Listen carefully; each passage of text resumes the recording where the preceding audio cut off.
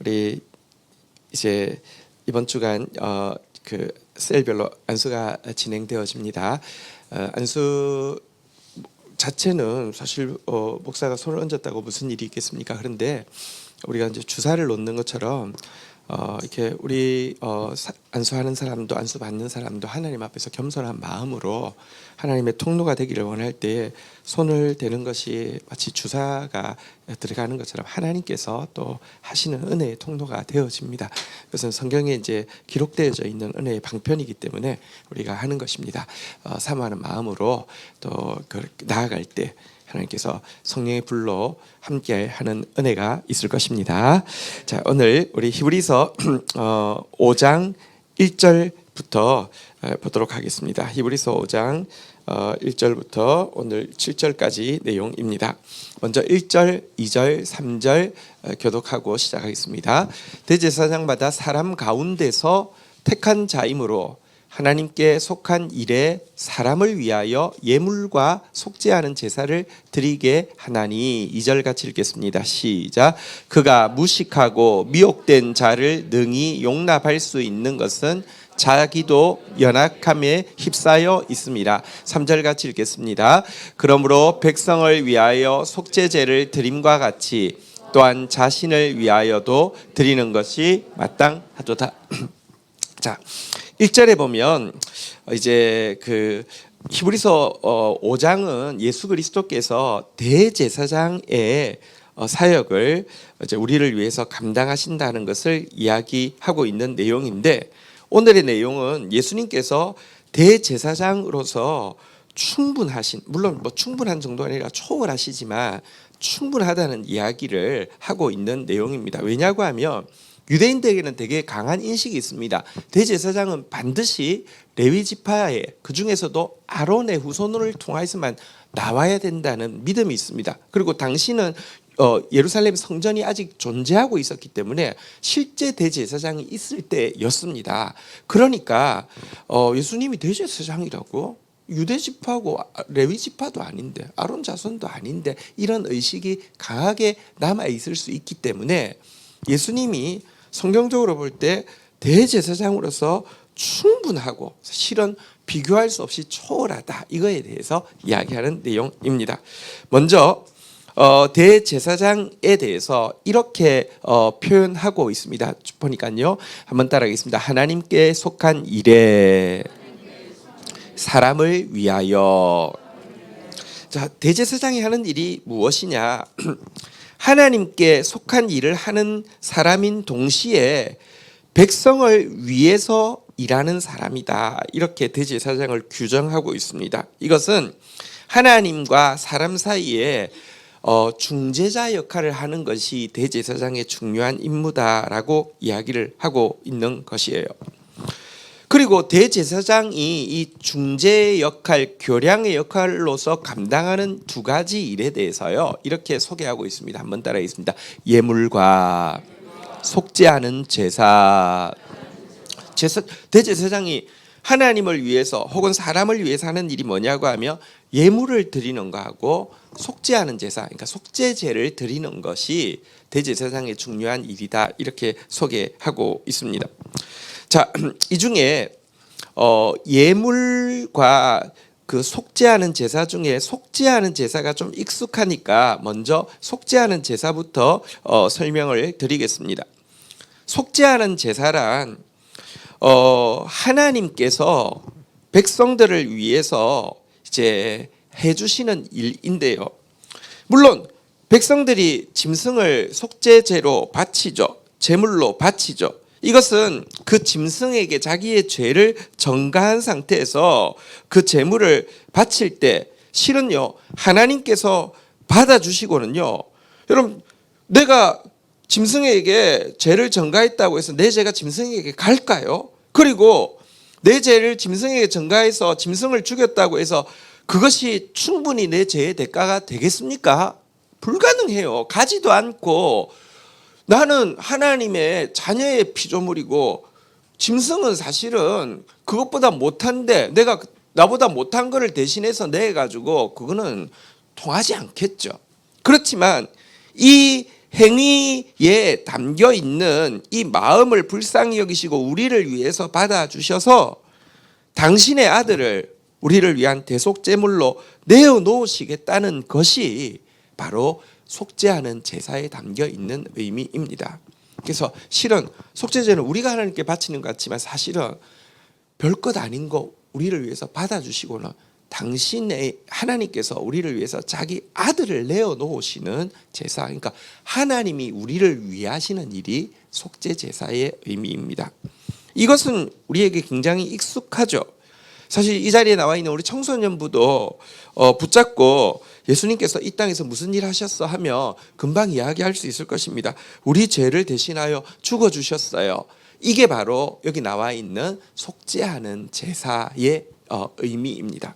그런데 그 앞에 있는 예물이라는 단어에 대해서는 우리가 그냥 읽을 때 그냥 넘어가기가 쉬운 것인데 대단히 중요한 의미를 가지고 있습니다. 이 예물이라는 것은 무엇을 이야기하냐고 하면요, 이제 우리가 하나님을 위해서 하는 것입니다. 속죄하는 제사는 하나님이 우리를 위해서 하시는 일이라고 하면, 예물은 우리가 하나님께 하는 것입니다. 그래서 대제사장은 중간에서 한편으로는 우리가 하나님을 위해서 하는 것을 올려드리고 하나님께서 우리에게 하는 것을 또 받아내리는 일을 하는 것인데요, 예물은 무엇이냐? 하나님을 향한 우리의 감사를 표현하고 또 하나님께 우리의 성결함을 드리겠다는 표현을 담아서 드리는 소제를 의미합니다. 소제라고 들어보셨습니까? 속죄제하고는 다른 것인데요, 한번 따라하겠습니다. 소제. 소제의 소자는 여러분 이름에 소자 들어가신 분들 있죠? 집사람도 소자가 들어갔는데요, 소자 보통 소자 들어간 사람이 있습니까? 소자 무슨 한자 보통 뭘 쓰죠? 힐소를 써요. 그래서 소제는 무슨 제사? 흰 제사. 뭐가 힐까요? 곡식 가루가 희잖아요, 그죠? 그러니까 이 흰 제사 소제예요. 그러니까 이 희다는 것 자체가 성결을 표현하겠죠. 또 소제라는 것이 발음은 한번 따라하겠습니다. 민하라는 것인데요, 이건 그냥 선물이라는 뜻입니다. 하나님께 선물하고 싶어요. 그리고 그 선물이라는 것은 감사할 때 하는 거잖아요. 하나님께 감사를 표현하는 선물 드리고 싶어요. 그런데 내가 드릴 수 있는 게 별 게 없어서 사실은 그 제물 중에서 제일 저렴한 게 소제겠죠. 왜냐하면 곡식 가루만 있으면 그걸 빵을 만들어서 드리는 것이니까요. 그래서 그렇지만 하나님 앞에 내 성결한 삶을 드리고 싶어요. 이게 예물, 선물, 소제의 의미입니다.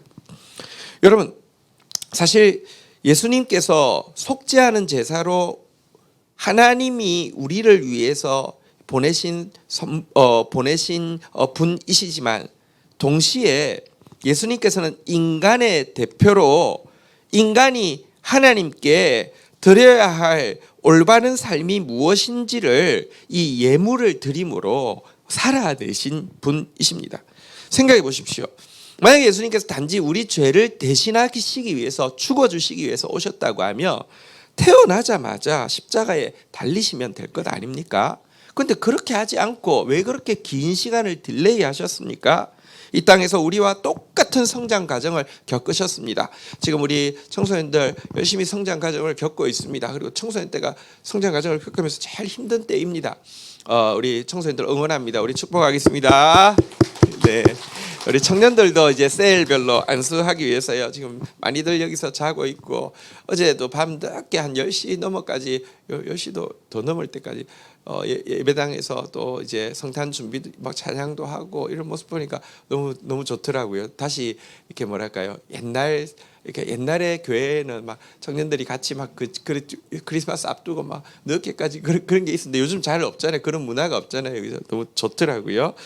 이렇게 예수님이요, 우리하고 똑같은 성장 과정을 겪으셨고요, 또 예수님께서 우리와 똑같은 일상의 일을 감당하셨습니다. 목수로서 정말 그냥 보이지 않는 곳에서 어떻게 보면 지루하고 그냥 다람쥐 쳇바퀴 도는 일상을 감당해 내셨습니다.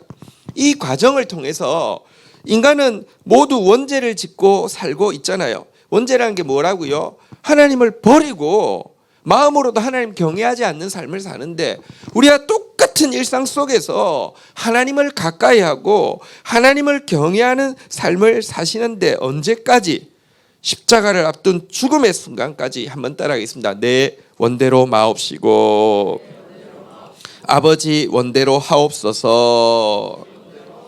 이런 고백을 삶으로 살아내므로 말미암아 모두 자기 증명하려고 하고 자기 중심으로 사는 이 원죄의 세상 속에서 철저히 자기를 부인하시고 하나님 중심의 삶을 살아내신 것, 이게 예수님께서 예물로서 드려진 삶을 살았다. 그리고 이것이 우리가 사실 하나님께서 이 땅에 우리를 보내시면서 어떤 삶을 살기를 기대하셨는지를 온전한 둘째 아담으로서 하나님께 영광 돌리는 모습이 무언지를 보여주신 것, 이게 대제사장으로서 드린 예물, 선물의 의미가 됩니다. 하나님께서는 지금도 우리가 소재를 드리기 원하십니다. 선물이 하나님께 선물 드리기 원합니다. 한번 보십시오. 아이가 예를 들면 유치원생 정도가 엄마 생일이라고 아빠 생일이라고 선물을 준비하며 그거 솔직히 엄청 가치 있는 값으로 치면 엄청 대단한 것일까요? 진짜 안마 쿠폰 이런 거 주잖아요, 그죠? 그 별거 아니에요. 그런데 부모가 너무 부자야. 안마기도 집에 있어. 비싼 거 있어. 그러면 얘야 앞으로 이런 거 가져오지 마. 필요 없다. 아빠가 이런 게 필요하겠어? 그러겠어요? 아니면 그거 받을 때 좋아하겠어요? 좋아한다고요. 하나님은요, 우리를 위해서 자기 아들까지 아낌없이 대속 제물로 내시지만 동시에 우리한테 예물, 선물 받기를 좋아해요. 소재 받기를 좋아한단 말입니다. 사실은요, 소재 자체가 하나님이 우리 누구라도 빠짐없이 하나님 앞에 선물 드릴 수 있게 해주신 특별한 조치입니다. 모든 제사가 여러분 제물에 피를 흘려야 되고 꽤 많은 비용을 들여야 되는 것인데 비해서 소재는요, 솔직히 밀가루 한 움큼과 기름 조금만 있으면 누구든지 바칠 수 있었습니다. 바치는 방법도 가난한 사람들은요, 집에서 화덕이 있거나 요즘 말하면 오븐이 있는 집도 있고 이렇게 후라이팬만 있는 집도 있고 냄비만 있는 집도 있는데 규정이 없습니다. 오븐 있는 집은 오븐에서 구워서 와둬서 바치면 되고, 후라이팬 있는 집은 후라이팬에서 구워서 바치면 되고, 냄비 있는 집은 냄비로 해가지고 바쳐도 되고요. 어쨌든 직접 만들어서 바칠 수 있는 제도 허락하신 이유는 하나님 선물 받고 싶다는 표현입니다. 우리가 어떻게 이 소재에 이 그러니까 그 빵이 될 수 있는지 과정 한번 좀 빵 만드는 걸로 한번 좀 설명을 드리겠습니다. 빵을 만들려고 하면 제일 먼저는 그 밀알에서 이제 껍질을 벗겨야 되겠죠. 자, 껍질을 벗기고 나면 뭘 해야 되겠습니까? 밀알을 부숴야 되겠죠, 그죠? 자, 부수고 나면 아까 소재에는 기름을 반드시 넣어야 된다고 했습니다. 보통도 이제 우리도 빵 만들려고 하면 마가린이나 이렇게 버터나 이거 넣어야 되는 것처럼요. 기름을 이제 막 잘 썼겠죠. 밀가루하고 기름하고. 그 다음에는 불에다가 이제 올리겠죠. 그 다음에는 이제 빵이 되어서 나오면 식탁에 올라가서 먹어 치워지게 되겠죠. 근데 이 소재의 빵에는요, 누룩이나 꿀은 절대로 들어가지 못하게 되어 있고, 반드시 요즘 시오빵, 소금빵 유명한데 반드시 소금을 치게 되어 있습니다. 이 과정을 거쳐야지 하나님께 드리는 이제 소재 빵이 되는데, 간단하게만 좀 설명드리겠습니다. 밀알에서 겨와 알을 분리하는 작업을 해야 되는데요. 이것은 뭘 이야기하냐고 하면, 하나님께 우리가 소재의 선물이 되려고 하면요, 우리 삶에 껍질처럼 단단하게 붙어있는 죄악이 벗겨져야 됩니다.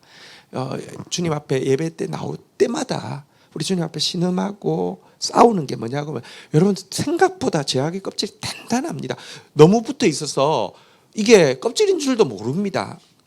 말씀 앞에 설 때마다 죄악이 자꾸 드러나고요, 내 가슴을 치고 내 껍질을 벗기는 노력을 하는 게 중요합니다. 껍질이 벗겨지면 어떻게 됩니까? 빠야 됩니다.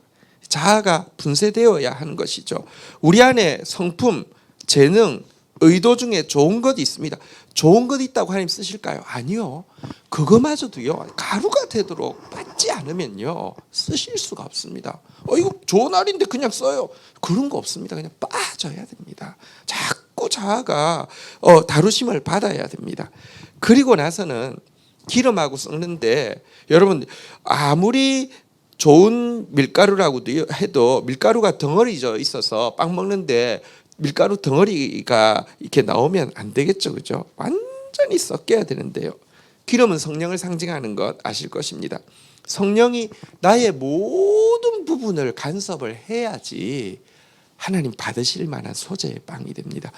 우리 특세 기간에 한번 나눴죠. 저희가 좋아하는 김수경 자매가 성령이 개입하시니까, 그죠? 옛날 같으면 그냥 뭐 기독교인들끼리 가서 헌신하고 왔는데 믿는 부모님이 막 잔소리하면 막 이렇게 했을 텐데, 성령께서 개입하시니까 자기가 얼마나 역겹게 보이고 자기가 얼마나 부끄럽게 보이고 통곡이 나오고 기름이 섞여져서 그래요. 아직 기름에 안 섞여진 사람은요, 말씀 들어도요 내 안에까지 안 들어오니까 여러분 그냥 딴 생각만 하는 거예요.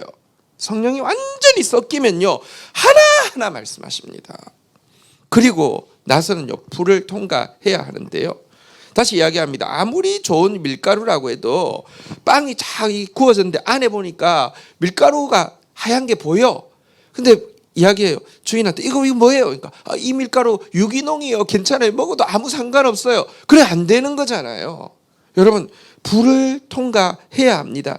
옛사람이요 진짜 새 사람으로 변해야 합니다. 아직도 나에게 있는 옛사람의 이 자아들, 여러분들 진짜 성령의 불을 통과하고 새 사람이 되어야 합니다. 성령의 불이라는 게 뭐냐고 하면요, 나를 죽이는 걸 이야기해요. 재물에 성령의 불이 임한다는 건 나를 죽이는 걸 이야기해요. 성령은 은사가 아니라 여러분 내 옛 자아를 불태우는 걸 이야기하는 거예요. 내가 새 사람이 되어야 한다는 것입니다. 그리고 나서 멋진 빵이 되면, 빵의 핵심은, 여러분들 이게 하나님께 드려지는 소재 빵의 핵심은 진열되어 있는 것에 있는 게 아니라 결국은 먹혀서 안 남아야 합니다. 정말 자아가 부인됐다는 건 어떤 거냐고 하면요, 먹혀서 자기가 없어지는 것입니다. 그런데 꿀과 누룩은 절대 넣지 말라고 했는데요, 누룩은 과장, 위선 이런 것 이야기하고요, 꿀은 탐욕, 쾌락 이런 것 이야기합니다. 이방 제사는 반드시 꿀과 누룩이 들어가는데요, 하나님 앞에 드려지는 것은 여러분 과장, 위선 이런 거 하나도 없도록, 여러분 어쨌든 우리 성도들 사실 느끼한 분 안 계십니다. 그래서 너무 좋은데요, 그래도 더 몸부림쳐야 됩니다. 누룩이 어느새 들어온다니까요. 또 여러분 꿀, 탐욕, 쾌락 이런 것들 빠지지 않도록 노력해야 하고요. 마지막으로 이 소재의 빵에는 반드시 소금을 치게 돼 있었는데요, 이 소금은 언약의 소금이라는 것입니다. 하나님과 우리가 맺은 영원한 언약을 상징하는 소금 언약이라고 하는데요, 다시 말하면 우리가 드리는 감사와 우리가 드리는 이 성결이 하나님께 올라갈 수 있는 것은 우리의 감사가 너무 완벽하거나 성결이 너무 깨끗해서 올라가는 게 아니라 예수 그리스도의 언약 때문에 받아들여진다는 거, 이게 또 은혜라는 것을 끝까지 기억해야지 하나님 드시기에 아름다운 빵이 되고 선물이 되어지는 것입니다. 그런 저와 여러분들이 되기를 주의 이름으로 축원드립니다. 7가정이었는데요, 우리가 매일 이런 삶을 살아내므로 말미암아 예수님께 드리는, 하나님께 드리는 안마 쿠폰, 심부름 쿠폰 이런 것이 되기를 주의 이름으로 축원드립니다. 자, 그런데 여기 또 1절에 보니까 이렇게 돼 있습니다. 대제사장마다 한번 따라하겠습니다. 사람 가운데 택한 자이므로. 대제사장이 되는 되게 중요한 조건은 반드시 사람이어야 한다는 것입니다. 왜 사람이어야 합니까? 2절에 보면 나와 있죠. 2절에 보니까요, 사람이어야지만 사람 가운데는요 무식한 사람이 있습니다. 또 미혹된 사람이 있습니다. 어디에 꽂히면요 딴 건 안 보이고 그 생각만 합니다. 무슨 말을 해도 그 말만 나오게 되십니다. 그건 미혹당해 있는 상태입니다. 그런데 여러분 대제사장이 사람이어야 되는 중요한 이유가 있습니다.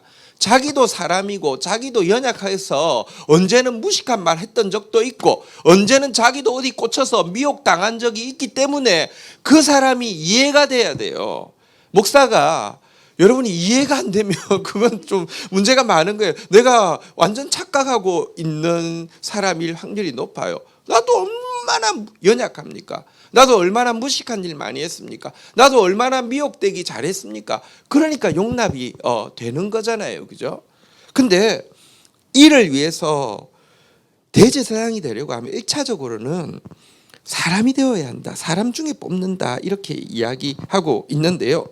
바로 이것 때문에 예수님께서 인간의 몸을 입으신 것입니다. 우리를 충분히 용납할 수 있도록, 우리를 완전히 이해할 수 있도록, 그래서 우리에게 그냥 마음이 통할 수 있도록 하기 위해서 예수님께서 사람이 되신 것입니다. 사람의 몸만 잠시 빌려서 오신 것이 아닙니다. 진짜 사람이 되셨습니다. 그리고 시간만 때운 것이 아닙니다. 얘야, 요즘 요즘 군대가 좀 짧아져 가지고요. 우리 영신이 또 이제 일병입니다. 근데 옛날에는 막 3년 했잖아요. 하나님 말씀하십니다. 얘야, 저 사람도 3년 군대 가는데 너 33년만 좀 그래. 그러면 하나님께서 그 예수님 이야기합니다. 국방부 시기 거꾸로 가도 가는데 뭐 이 세상 시계도 뭐 가겠지. 33년 한번 버텨보자 하고 그냥 버틴 게 아닙니다. 이 세상에서요 정말 인간이 겪을 수 있는 모든 일을 몸소 경험하셨습니다. 예수님이 경험하신 일들을 한번 나열해 볼까요? 태어나자마자 비참한 피난민 생활을 했습니다. 요즘 난민들 얼마나 막 어려운지 막 지중해 건너오다가 아이들 막 물에 막 죽고 막 이런 모습 보잖아요. 그죠? 예수님 난민 생활 하셨습니다. 성장기 때는 가장 가난한 빈민 생활 하셨습니다. 그리고는 성장기 때 제일 많이 들었던 이름이 뭔지 아십니까? 예수님 이름 뭔지 아십니까? 마리아의 아들입니다. 무슨 뜻이냐면 사생자라는 것입니다. 너 어디 불륜을 통해서 낳은 이런 오해를 계속 받으면서 자라셨습니다. 예수님은 육체적으로 연약함과 질병을 그냥 종합병원처럼 가지고 다녔다라고 이야기하고 계십니다. 우리 윤창호 집사님 의사 선생님이신데 되게 좋은 의사 선생님이신데 장이 좀 안 좋아서 지금 이제 기도하고 있습니다. 장이 좋아질 겁니다. 충분히 고생을 많이 하셨습니다. 근데 또 그런 연약함이 있으니까 제가 장이 안 좋다고 그러니까 얼마나 잘 이해를 하시고 그렇잖아요. 근데 예수님이요 진짜 종합병원이었다고. 그는 질고를 알고 강고를 많이 겪은 자다. 고생을 많이 했고 질병을 안다 이런 뜻입니다. 또 예수님 형제들로부터도 가장 가까운 형제들로부터도 오해를 받고 따돌림을 당했죠. 세상에 자기를 드러내려고 하며 예루살렘 중심지 가서 하지 저 뭐 하는 거냐고 뭐 이런 예수님을 가장 가까운 형제들도 막 그렇게 오해하기도 했고요. 가장 가까운 제자에게 나중에 팔리고 버림받고 배신당하기도 했고요. 재판에 가서 여러분 부당하고 억울한 판결 받으면 병이 나잖아요. 뭐 석궁 영화 있잖아요. 억울하니까 그냥 쏘아 죽이고 싶잖아요. 근데 예수님 세상에서 가장 억울한 재판을 가장 억울한 프로세스에 의해서 받으신 분이잖아요. 그리고는 나중에는요 자기 온 민족으로부터 버림받습니다. 우리는 가이사의 충신입니다. 저를 죽이소서. 자기를 우리로 치면 우리는 천황의 충신이니까 저를 죽이소서 뭐 이런 거 아닙니까? 민족에게 버림받고 또 인류가 고안해낸 가장 잔인한 고문과 사형 틀에 대명사인 십자가에서 죽으시는 일 전부 다 겪으신 이유는요 나를 하나도 이해하지 못하는 부분이 없기 위해서 다 겪어내셨다는 것입니다. 그런데 차이가 있습니다. 우리 이렇게 용납하시는 부분에서는 이해하시는 부분에서는 이렇게 제사장과 동일하지만 인간 제사장과 다른 점이 있습니다. 3절 한번 볼까요? 인간 제사장은요 이해가 되긴 되는데 왜냐하고 하면 자기도 연약하니까 자기도 죄인이니까 그래서 인간 제사장은 속죄 제사를 드릴 때요 반드시 백성을 위해서 속죄 제사 드리기 전에 누구를 위해서 속죄 제사 드려야 될까요?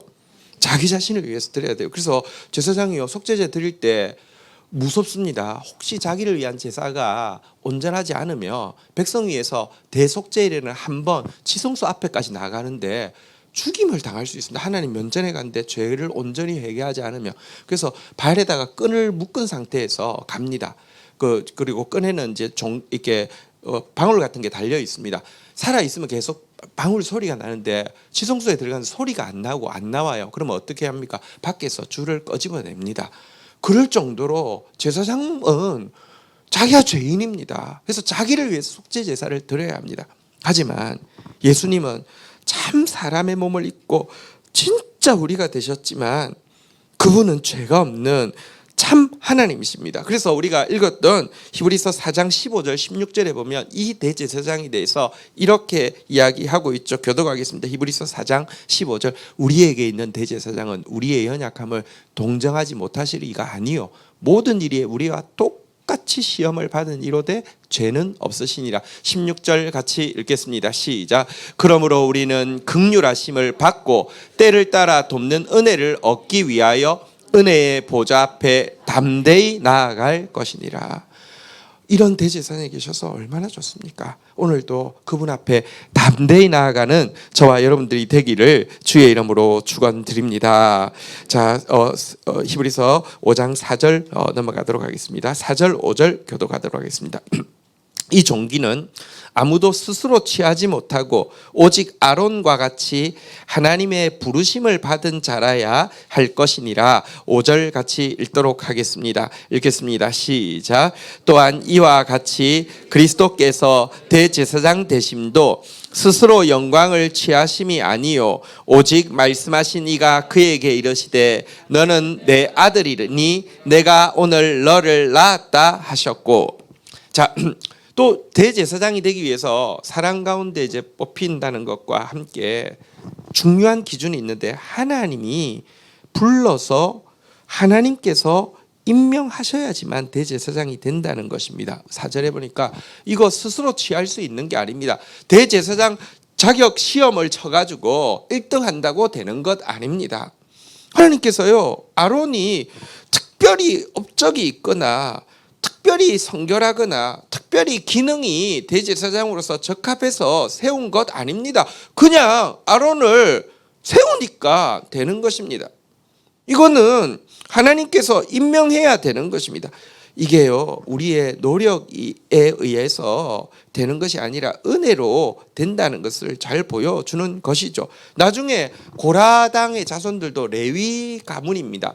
레위 가문이면 아론도 레위 가문입니다. 그런데 자기들은 대제사장은 안 되는 거예요. 아론의 자녀들만 되는 거예요. 이것 때문에 네가 거룩하면 얼마나 더 거룩하며 우리가 부족하면 얼마나 부족하기에 이것들이 감히 하면서 혼자 다 해먹으려고 하면서 이렇게 대항을 하는 장면이 나오죠. 아론이 그러면 내가 네보다 얼마나 거룩한 줄 알아? 이게 아닙니다. 아론이 내세울 수 있는 건 하나밖에 없습니다. 나도 모르겠는데 하나님이 나를 세웠어. 나를 부르고 나를 임명했어. 이게 아론이 내세울 수 있는 것입니다. 어쨌든 대제사장이 된다는 것은 하나님이 선택하셔야 되는 것인데요. 5절에 보니까 그리스도께서 대제사장 되신 것도 하나님께서 세우신 것이다. 선택하신 것이다 라고 하면서 시편 2편을 인용했는데요. 한번 따라하겠습니다. 너는 내 아들이니 내가 오늘 너를 낳았다. 원어에 보면 내가 오늘 너를 세웠다, 그러니까 임명했다라고 돼 있는데요. 하나님께서 임명하신, 하나님께서 대제사장으로 임명하셨다 이런 뜻입니다. 사실은 시편 2편은 하나님께서 예수님을 대제사장으로 임명하실 뿐만 아니라 온 세계를 위한 구원의 왕으로 임명하신다는 내용입니다. 뒤에 문을 조금만 열어주실래요? 지금은 다들 잘 집중하고 있는데 제가 좀 더워서 그렇습니다.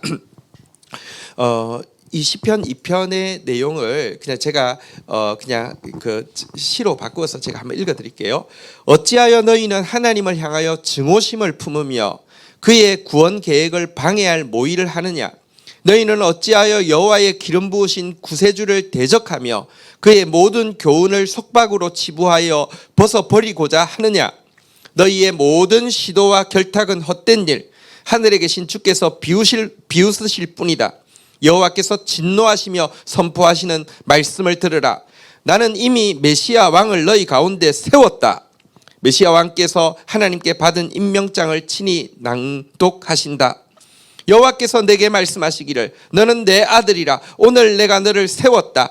내게 구하라. 내가 온 나라를 내게 주리니 너의 통치가 땅끝까지 이를 것이다. 너의 권위에 대적하는 원수들은 철장 앞에 질그릇처럼 부서질 것이다. 그러니 너희여 여호와를 경외함으로 섬기며 떨며 즐거워하라. 이것이 너희의 지혜이다. 하나님의 아들에게 사랑과 복종을 맹세하며 입맞춤하라. 이것이 너희에게 주어진 최후와 최선의 기회. 그에게 복종하지 않는 자에게는 두려운 진노와 급한 심판이 기다릴 뿐이다. 그러나 그에게 순복하여 피하는 자는 모두 구원을 받게 될 것이다. 시편 2편은 온 인류의 구원을 위한 하나님의 구원 계획이 펼쳐지면서 예수님을 메시아 왕으로 세웠고 대제사장으로 세웠다는 아름다운 힘 있는 찬양이고요. 우리가 할 일은 그에게 피하고 그에게 순복하는 것밖에 없다고, 그에게 사랑과 복종을 맹세하는 것밖에 없다고 노래하는 내용입니다. 어쨌든 예수님은 하나님이 세웠다는 것입니다. 이게 굉장히 중요합니다. 6절 한번 볼까요? 같이 읽겠습니다. 히브리서 5장 6절입니다. 읽겠습니다. 시작. 또한 이와 같이 다른 데서 말씀하시되 내가 영원한 멜기세덱의 반차를 따르는 제사장이라 하셨으니. 여러분, 하나님이 세웠다는 게 왜 중요하냐고 하면 아까 이야기했죠. 당시는 성전이 존재했고 대제사장이 진짜 존재했어요. 예수님 재판도 대제사장이 들어와서 했잖아요. 가야바가 들어와서 했잖아요. 그죠? 그런데 그들은 이건 우리는 영원토록 대제사장이라고 이야기합니다. 왜냐하면 아론의 자손이라는 것이에요. 사실 다시 이야기합시다. 아론이 시험 봐가지고 1등 해가지고 전교 1등 하는데 너무 탁월하게 1등해서 야 너는 안 되겠다. 너희 DNA는 너무 좋으니까 너희 후손들만 해. 이게 아니잖아요. 그냥 했어요. 이유 없어요. 그런데 그 당시까지 이어졌어요. 이건 하나님의 언약이 얼마나 신실한지 보여주시는 것이죠. 그런데 예수님이 아론의 후손이 아니잖아요. 유다의 후손이시잖아요. 예수님은 왕이시기도 하고 제사장이시기도 하고 선지자이시기도 한데요. 그래서 사실은 왕으로 메시아가 올 것은 유다 지파로 예언되었기 때문에, 근데 자기들 입장에서는 예수님은 대제사장이 될 수 없다는 거예요. 여기에 대해서 뭐라고 이야기하냐고 하면 예수님이 멜기세덱의 반차를 따르는 대제사장이 될 것이다라는 예언을 인용을 하고 있습니다. 시편 110편 4절을 인용한 것인데요. 한번 시편 110편 4절을 제가 읽어드릴게요. 여호와는 맹세하고 변하지 아니하시리라 이러시기를 너는 멜기세덱의 서열을 따라 영원한 제사장이라 하셨도다. 이런 표현이 나오는데요. 자, 무슨 말인지 좀 설명을 드릴게요. 멜기세덱의 반차를 따른다. 멜기세덱의 후손으로 온다는 게 아니라 멜기세덱과 같은 특이한 형태를 취한다는 의미인데 조금 설명을 드리겠습니다. 히브리서 조금 앞당겨서 7장 1절부터 한번 좀 가볼까요? 멜기세덱이 누군지 잘 모르시겠죠. 자, 멜기세덱 히브리서 7장 1절 교독을 하겠습니다. 3절까지만 교독하겠습니다.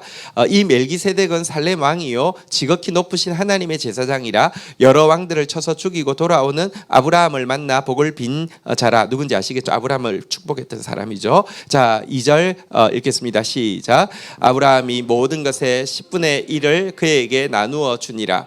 그의 이름을 해석하면 먼저 의의 왕이요 다음은 살렘 왕이니 곧 평강의 왕이요. 3절 제가 읽겠습니다. 아버지도 없고 어머니도 없고 족보도 없고 시작한 날도 없고 생명의 끝도 없어 하나님의 아들과 닮아서 항상 제사장으로 있느니라 돼 있는데 이거 좀 설명드리겠습니다. 사실은 이거 내가 이것까지 알아야 돼 생각할 수 있지만 여러분 밖에 나가면 길자교에서 여기 하나님의 교회라고 하는 하나님의 교회 아니죠. 사탄의 교회죠.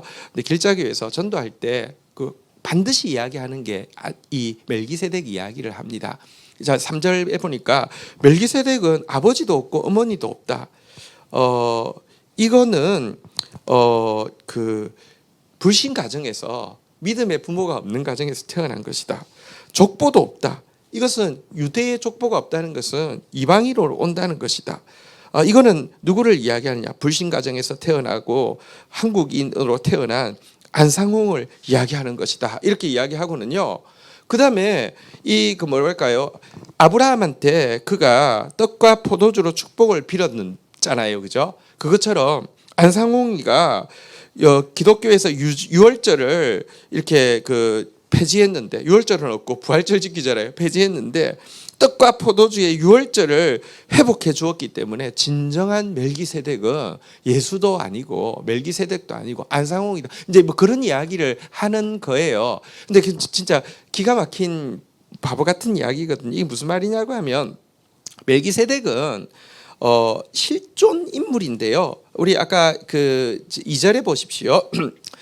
살렘 왕이라고 했는데 예루살렘 지역에 있는 실존 왕입니다. 그래서 근데 이름이 한번 따르겠습니다. 멜기세덱. 멜기세덱을 번역하면요, 세덱이라는 것은 이렇게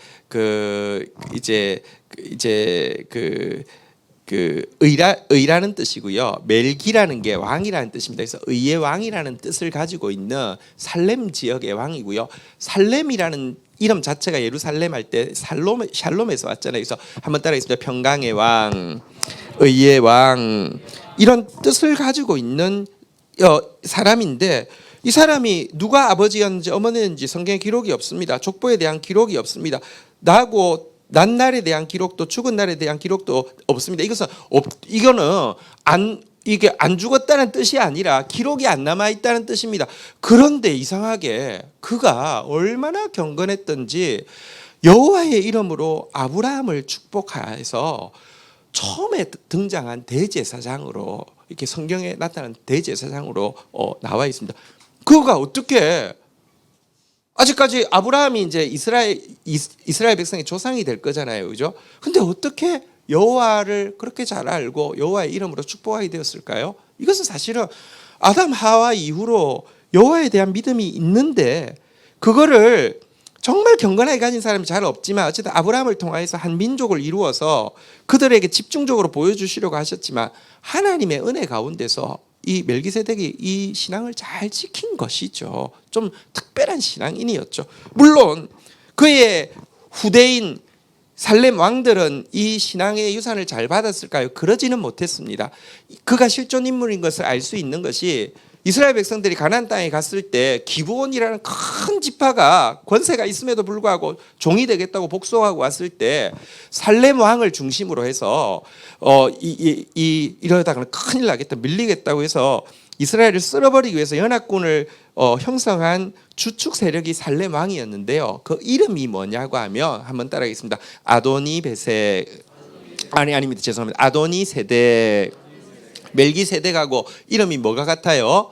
세덱은 같죠. 세덱이 의라는 뜻이고요. 아도니는 주라는 뜻이고 멜기는 왕이라는 뜻인데, 그러니까 의의 주, 의의 왕. 이게 보니까 시대가 쭉 가면서 멜기세덱이라는 명사를 쓰다가 아도니세덱으로 좀 바뀐 것 같아요. 그러니까 같은 가문임을 알 수 있어요. 그런데 반역했잖아요, 그죠? 그러니까 실존 인물이고 그 아버지 때 정말 좀 특별한 마음으로 하나님을 섬긴 어떤 한 사람인데, 그가 아론 지파도 아니고, 아론은 아직 나오지도 않았지만 하나님께서 대제사장을 세운 것처럼 예수 그리스도를 세우셔서 하는 것이다. 이게 그 앞에 앞선 것이다. 그 이야기를 지금 하고 있는 내용입니다. 어쨌든 여러분, 여기서 아론이 은혜로 시작했다가 공로가 되어지는 거 우리 안에도 너무 많습니다. 여러분, 정말 끝까지 나의 나 된 것은 하나님의 은혜임을 아는 여러분 되기를 주의 이름으로 축원드립니다. 그래야지 하나님이 계속 붙잡고 일을 하실 수 있습니다. 마지막 절 읽고 마치도록 하겠습니다. 예수님께서, 이 예수님, 인성과 신성을 가지신 예수님, 어떻게 대제사장의 사역을 감당하셨는지 실절 읽고 마치겠습니다. 시작. 그는 육체에 계실 때에 자기를 죽음에서 능히 구원하실 이에게 심한 통곡과 눈물로 간구와 소원을 올렸고 그의 경건하심으로 말미암아 들으심을 얻었느니라. 대제사장의 직무, 왕의 직무를, 구원의 왕의 직무를 가지신 예수님은요, 능히 구원하실 이, 인류를 능히 구원하실 일 앞에서 이 세상에서 하신 삶의 모습입니다. 한번 따라하겠습니다. 심한 통곡과 눈물로 간구와 소원을 올렸고 열두통 물붓기는 여러분 울지 않던 우리에게 통곡하라고 눈물 흘리라고 주신 기회입니다. 영적으로 미지근한 우리에게 간구와 소원을 올리라고 주신 기회입니다. 여러분들이 새벽을 깨우고 또 금식 같이 하면서 하는 이유가 여러분들 하나님 앞에서 예수님이 대신 흘려주셨던 통곡과 눈물, 간구와 소원이 이제 우리 것 되라고 하십니다. 어쨌든 이렇게 쏟아부으시면서 우리를 위해서 중보하셨고요. 한번 따라하겠습니다. 그의 경건하심으로 말미암아 이렇게 막 소원해서 이 소원이 가상에서 들어주신 거 이게 아니라요. 우리를 위해서 그렇게 중보하시고 근데 그는 경건한 삶을 사셨다는 것입니다.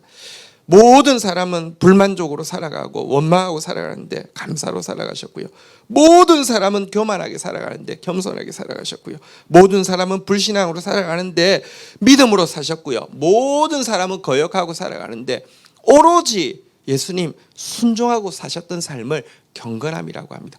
이런 삶은 인간의 대표로서 죄를 다 걸머지고 죽으신 건 맞지만 하나님으로서 죄가 없으신 하나님으로서 우리의 죄를 다 걸머지고 죽으신 건 맞지만 하나님의 뜻대로 사신 이 경건한 삶은 무덤 아래에 짓눌려 있을 수 없어서 그의 겸손과 감사와 순종과 믿음은 무덤을 깨트리고 부활하셔서 구원의 영원한 길을 여셨다. 이것이 예수 그리스도의 사역인 것입니다. 이 예수님이 열어주신 그 길 우리도 오늘 걸어가기를 원한다는 소원 담아서 한번 찬양하고 주님 앞에 서는 시간 가지도록 하겠습니다.